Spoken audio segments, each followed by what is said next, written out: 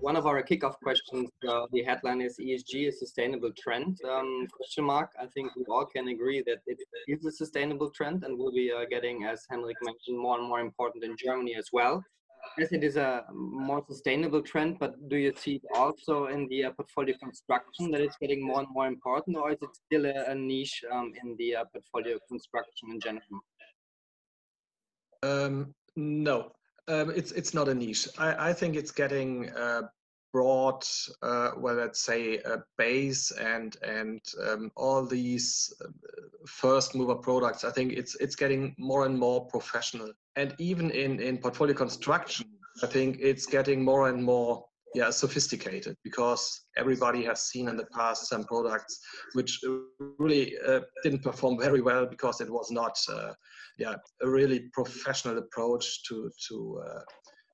towards a benchmark or comparable to a benchmark. And I mean, there are many passive managers now moving into this area also. I mean, you see iShares with BlackRock and all the other companies tracking now MSCI ESG indices, and the institutional world is getting more and more into that.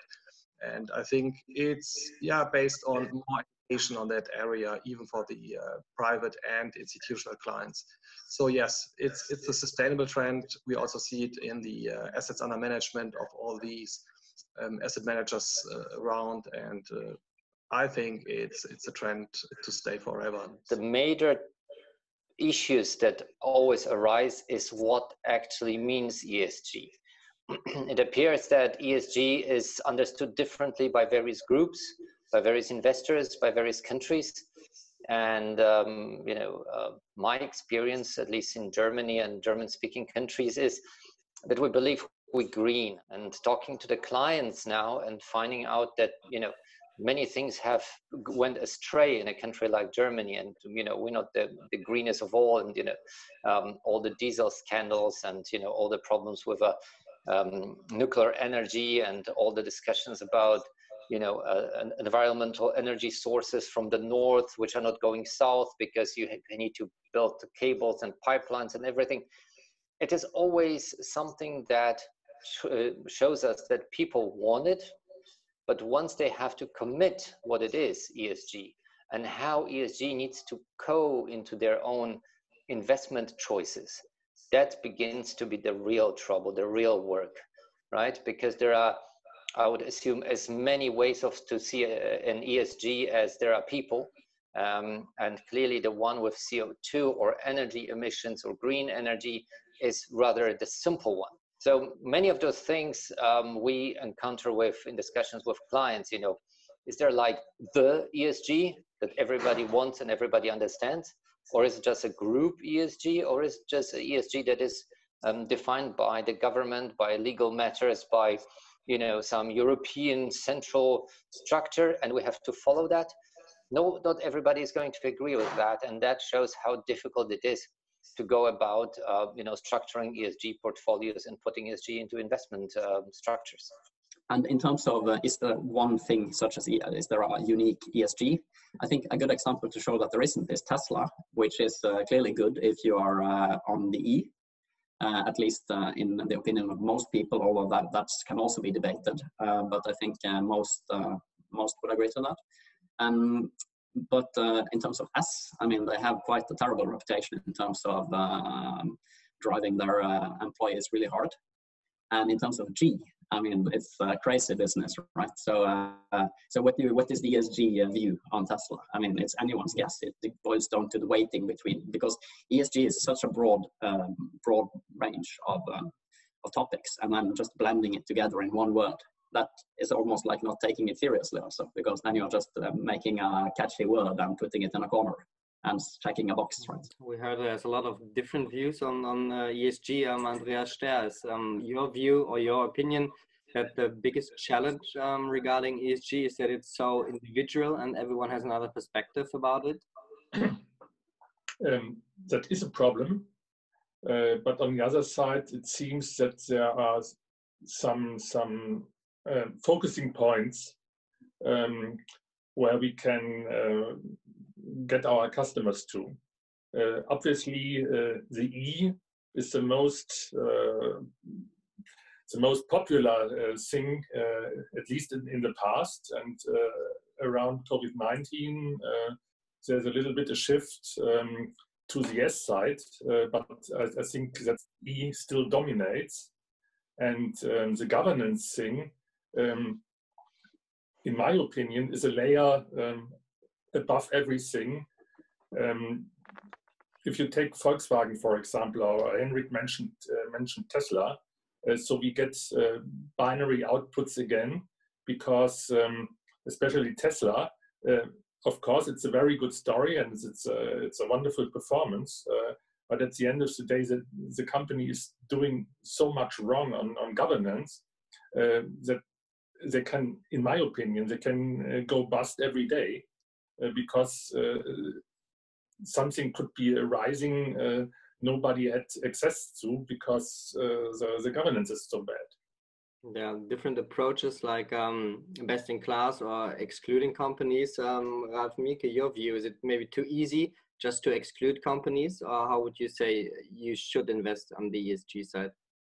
Well, from my perspective, it's a little bit too easy just to say, okay, we exclude this or that and going forward.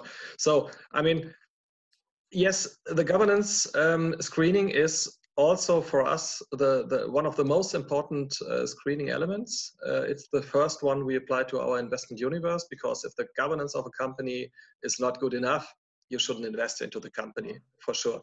I think this is common sense, I would say.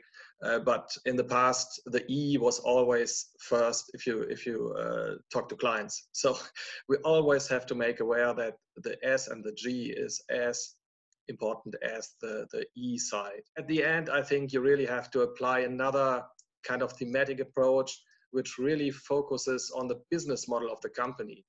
Does this business model really make sense in relation to the SDGs, for example? That's what we try to connect to each other. Is the business model of the company really able to improve things? Is it able to really reduce, let's say, carbon or whatever? And does it at the end maybe has a positive impact for every other company? So I think it's worth to think a little bit more about the company than just to exclude this and that. I think this is done by everybody in the meanwhile. Exclusion is the first step, best in class the second one, and the third pillar would be then to really do a thematic, active approach, thinking about the business model. At the end, a fourth step could be really to active voting, having a direct impact on things and so on. So you can do it a little bit more intense if you want to, or decide to do that. For us, it's ending on pillar 3. I would say it's really the thematic active approach on top of that. I would add some thought. I think the Ralf mentioned it, the active ownership. I think that's really important in the next evolution in the ESG investing strategy, because ESG is a data point in the investment process and in the decision-making process. And we as Quintet want to go more and more to take the responsibility, because ownership in the in different funds and hold and advise the money for our clients, it's really important to make it active ownership. And I think that's really important for all funds to go in discussion with the companies to improve its operations and to improve their ESG legs. And I think afterwards, the planet will benefit from the direct ESG improvement in this companies, because we talk every time about the leaders, but I think it's really more important to go one step down to look to the improvers, to look how can we change with our responsibility in the annual general meetings and with our votes to step up these companies. So I think that's a really important thing for the ESG investing strategies. One comment also on the previous dialogue, which was active ownership.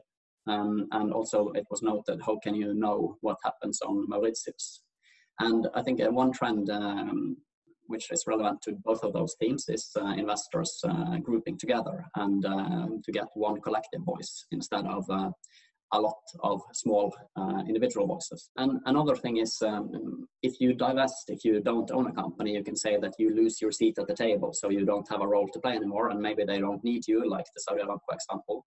I think Saudi Aramco is an extreme example. For instance, the European oil and gas companies have been very accommodative for dialogue, because they see that they are being exposed to tougher regulation. So I think for them it's a lot about also managing how much worse with the regulatory framework become, maybe. So they need to be a part of these discussions. Maybe they don't need the capital because they pay dividends, but they for sure need good regulation in the future, which is good for them. So for that reason, if nothing else, they need to play a part in these discussions. And if you do divest, for instance, from fossil fuel, our Swedish daughter company have done so on the whole of the asset base, not Storebrand, the Norwegian mother company. But our Swedish daughter company has divested across the board from fossil fuel producers. And the CEO there, she says that she's been invited into so many more discussions and dialogues where she is allowed to present her view on climate change after they did this than beforehand. So she has lost the table. At each company table, she's not present anymore because they don't own the stocks, but she has gained a seat at a far larger table because she has become a voice in a more larger society discussion. So for sure, you can get a more important voice in these discussions also by not owning a company, even if you can't vote anymore on the General Assembly.